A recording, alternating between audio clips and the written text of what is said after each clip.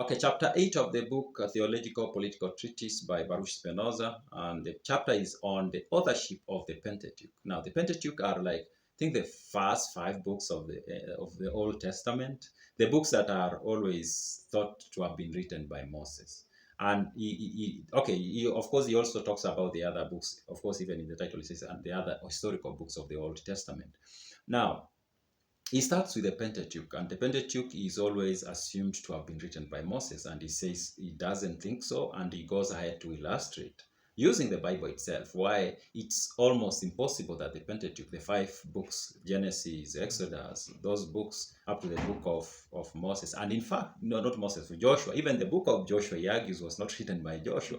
Even Kings, all these books, he argues they were written by one person, and he does give us a name. And interestingly, I've heard this story, I think I read elsewhere about the possibility of this guy being the person who wrote almost 70% of the Old Testament.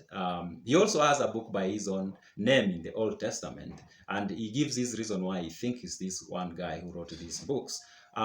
So he gives reasons why he doesn't think it's Moses who will come back to this guy who he thinks is the one who wrote the much of the Old Testament. The reasons he gives why Moses is unlikely to be the person who wrote the Pentateuch. He looks at the use of language in the books themselves. For example, there is a use of language like Moses wrote the law. Like if Moses wrote, he will have said, I wrote the law. There is third person.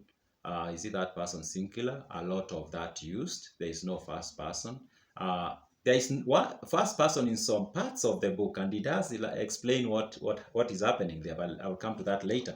Now, he talks about, such kind of use, and there's also giving of narratives of things that obviously happened after Moses is dead.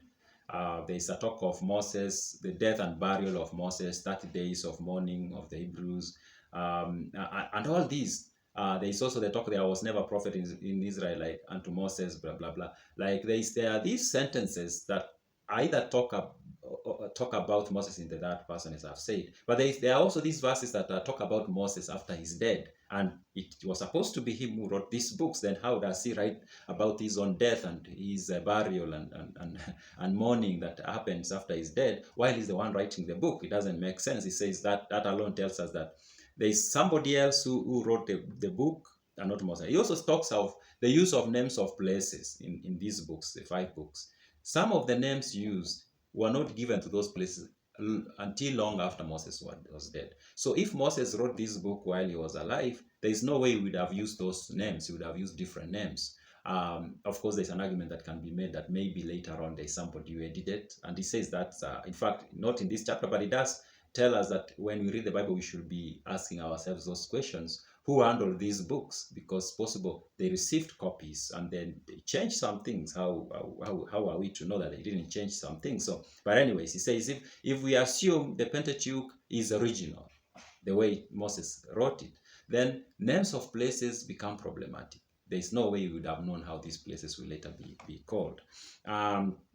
He also talks about how there is seamless transition from the Pentateuch books into other books like Judges and Samuel and Joshua, of course. And he says that is very suspicious. Unless the same person wrote them, there's no way. If Moses wrote his books and he left them, there's no way we'll find so seamless transition into these other books. And in fact, now he makes the same arguments for the book of Joshua and also these other books, Samuel and Kings. He makes same assumption or argument, sorry.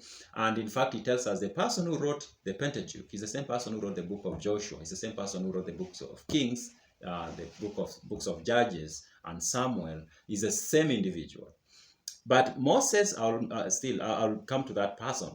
He says Moses did write some books. And he says, when you read the Pentateuch, you can tell the sections that were written by Moses. And this author, and he calls him an historian, took these pieces that were written by Moses and then put them inside what we know as the Pentateuch. So there are sections of those books that were indeed written by Moses, but he wrote them as different books that were then picked and placed inside. And he said the books that Moses wrote were the Wars of God and the Book of the Covenant. He says those are the texts that Moses wrote, but then this historian took those texts and then put them inside Exodus and all these other books we know as the Pentateuch. Of course, I've said he also says Joshua did not write the book of Joshua.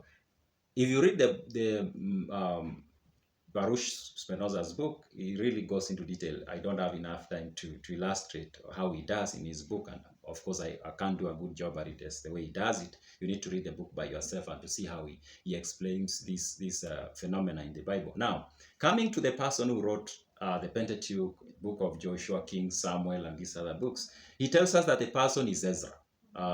Now, I mentioned that there's I read, I don't remember whether it was a book or something, and I read, and there was an argument being made that much of the Old Testament was written by Ezra, or if not written, he organized and edited and put together this much of the entire book. I know there is another argument that he's going to make later about a council that sat down and chose these books to make them part of the Old Testament. But he says Ezra played a major role, and indeed he wrote most of this book himself. He did pick parts that were written by these other people, but he was like the main writer. That's the argument that Baruch makes, and he does try to give his reasons and to provide evidence that he picks from the Bible.